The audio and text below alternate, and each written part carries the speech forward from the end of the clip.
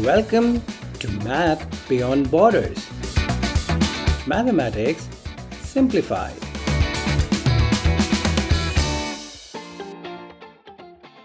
तो दोस्तों, आज के इस वीडियो में हम ये डिस्कस करने वाले हैं कि परसेंट से फ्रैक्शन और फ्रैक्शन से परसेंट और इन सब से डेसिमल को कैसे बनाया जाए।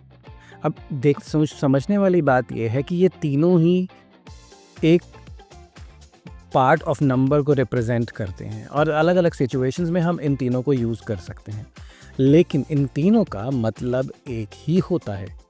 ठीक है, और ये कैसे होता है ये मैं आज आपको सिखाने वाला हूँ। ठीक है, और मैं ये बताना चाहता हूँ कि अगर आप इस वीडियो को ठीक से फॉलो करेंगे तो आपको ये कॉन्सेप्ट बिल्कुल क्रिस्टल क्लियर हो जाएगा, बिल्कुल क्लियर हो जाएगा। ठीक है, और अगर नहीं होता तो आप प्लीज़ कमेंट्स में मुझे लिख के बताइए। तो जैसे मानते हैं कि अगर मेरे पास एक फ्रैक्शन है 5/10, 5/10, अगर मुझे इसे परसेंट में कन्वर्ट करना है तो मैं लिख सकता हूँ 50%। 50% किसी भी चीज़ का आधा होता है ना। और अगर मुझे इसे डेसिमल में लिखना है तो मैं लिख सकता हूँ 0.5। अगर आप देखें 5/10 जो फ्रैक्शन है उसको 0.5 भी तो लिख सकते हैं, है ना। तो देखिए किस तरह से फ्रैक्शन से परसेंट भी बन गया और एक इसी तरह से डेसिमल भी बन गया, है ना। 5×10, अब अगर किसी भी नंबर को परसेंट में कन्वर्ट करना है, किसी भी फ्रैक्शन को, तो उसको 100 से मल्टीप्लाई कर सकते हैं। करके देखिए 50% ही आंसर आएगा। चलिए एक और एग्जांपल देखते हैं। मान लीजिए मेरे पास एक परसेंट है, जैसे कि 75% लिख देते हैं। ठीक है, अब मेरे पास अगर 75% है, मुझे उसको फ्रैक्शन बनाना है तो मैं क्या करूँगा, मैं लिखूँगा 75। और आपको वो याद है मेरा परसेंट वाला वीडियो, 75%, सेंट का मतलब होता है 100, तो 75% ये हो गया मेरा फ्रैक्शन। मैं इसको और रिड्यूस करके 3/4 भी लिख सकता हूँ, लेकिन हमारे एग्जाम्पल के लिए मैं इसको यहाँ भी छोड़ सकता हूँ। चलिए लिख लेते हैं ताकि पता रहे 3/4, क्योंकि हम 25 से इन दोनों को डिवाइड कर सकते हैं। ठीक है, तो इस तरह से देखिए मैंने एक फ्रैक्शन बना दिया। और आइए अब इसी का डेसिमल बनाते हैं। अब याद करिए दोस्तों, अगर मेरे पास 75 न्यूमरेटर में है और 100 डिनोमिनेटर में है तो मैं क्या करूँगा, कुछ याद है आपको। अगर मेरे पास नीचे 2 शून्य हैं जो डिनोमिनेटर में है तो मैं कितने डेसिमल पॉइंट्स ऊपर प्लेस करके कर सकता हूँ, बताइए। जितने शून्य हैं, बिल्कुल सही। तो यानी कि 75 बन जाएगा 0.75, यानी अब मैं डेसिमल प्लेस 1, 2 डेसिमल प्लेस यहाँ लगा दूंगा क्योंकि वहाँ 2 0 होते हैं फ्रैक्शन में। ठीक है ना दोस्तों। तो देखिए मैंने एक ही इस बार मैंने परसेंट से दोनों चीज़ें बना दी। ठीक है, इसे याद रखिएगा दोस्तों। आइए कुछ और एग्जांपल्स देखते हैं। तो दोस्तों अब देखिए इस बार मैंने तीनों का एक एग्जांपल लिया है और हम इसको ये देखेंगे कि इनको दूसरे में कैसे कन्वर्ट करते हैं। जैसे 0.4 को हम परसेंट और फ्रैक्शन कैसे बनाएं, 60% को फ्रैक्शन और डेसिमल कैसे बनाएं, और 2/5 का जो फ्रैक्शन है उसको परसेंट या डेसिमल कैसे बनाएं।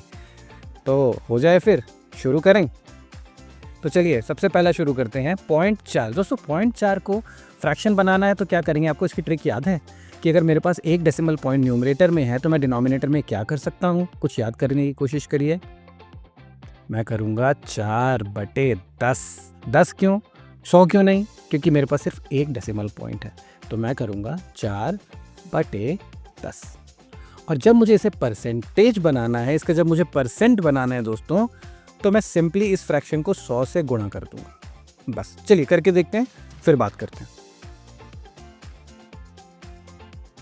तो ये मैं इसको यहाँ पे लिखता हूँ दोस्तों, गुणा 100, ये इधर। तो देखिए अब एक शून्य से मैं एक शून्य को काट सकता हूँ, ये तो आपको याद ही होगा। और अब ये बन गया 40%। कमाल का था ना, है कि नहीं। चलिए अब इसको यहाँ ज़रा मिटा देता हूँ ताकि ये हमें क्लियर रहे कि हमने क्या करा है। समझ में आया दोस्तों कैसे मैंने डेसिमल से फ्रैक्शन और फिर फ्रैक्शन से परसेंट बना दिया, याद रखिएगा इसको। तो चलिए अगला करते हैं 60%, है ना। इस 60 से हम ऐसा करते हैं, पहले बनाते हैं डेसिमल बनाएं या फ्रैक्शन, चलिए पहले फ्रैक्शन बनाते हैं।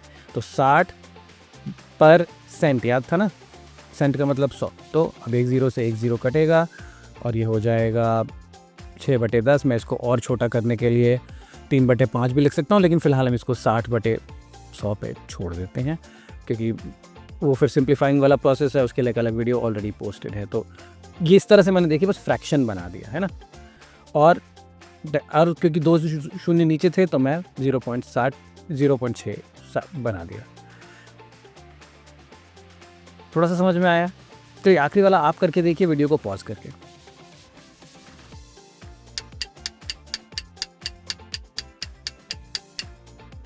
चलिए तो अब इसको साथ में करते हैं। याद रखिएगा दोस्तों कि अब इस बार मेरे पास फ्रैक्शन है।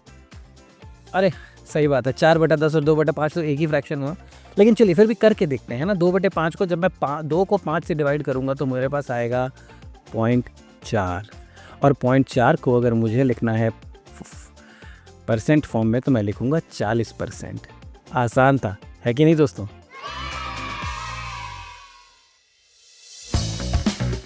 हमारा वीडियो देखने के लिए धन्यवाद। अगर आप इस वीडियो को लाइक और सब्सक्राइब करेंगे तो बहुत अच्छा, लेकिन सबसे ज़रूरी बात यह है कि इस वीडियो से सीखें और इसे उन लोगों के साथ शेयर करें जिसको इससे कुछ मदद मिल सकती है। तो फिर अगले वीडियो तक के लिए बाय।